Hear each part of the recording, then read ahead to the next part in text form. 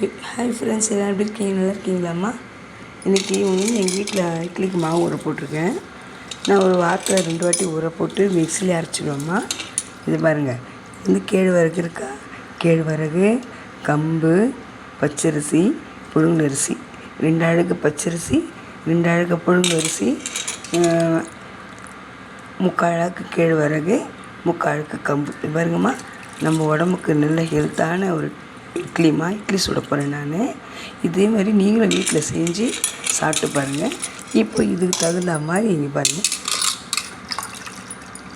3/4 அழகு உளுந்து, ஒரு 2 டீஸ்பூன் அளவுக்கு வெந்தயம் போட்டு ஊற வச்சுருக்கேன்.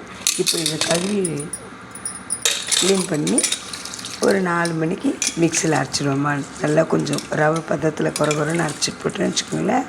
நாளைக்கு அந்த மாவை உங்கள்கிட்ட காட்டுறேன் பாருங்கள். நம்ம ஹெல்த்துக்கு நல்லது.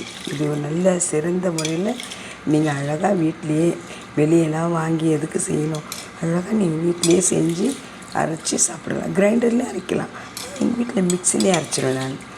அழகாக அரைச்சி சூப்பராக போட்டோன்னா புளிச்சு வந்து அழகாக உப்பு போட மாட்டேன். உப்பு போடாமல் அப்படியே கரைச்சி வச்சுட்டு மறுநாள் எடுக்கும்போது கொஞ்சம் எடுத்து தேவையான அளவுக்கு எடுத்து உப்பு போட்டு நான் வந்து இட்லி ஊற்றுவேம்மா. எப்படி இருக்குது பாருங்கள். இதை நீங்களும் செஞ்சு பயன்பெறுங்கம்மா. இது வந்து பிடிக்க உங்களுக்கு ஷேர் பண்ணுங்கள், சப்ஸ்கிரைப் பண்ணுங்கள்.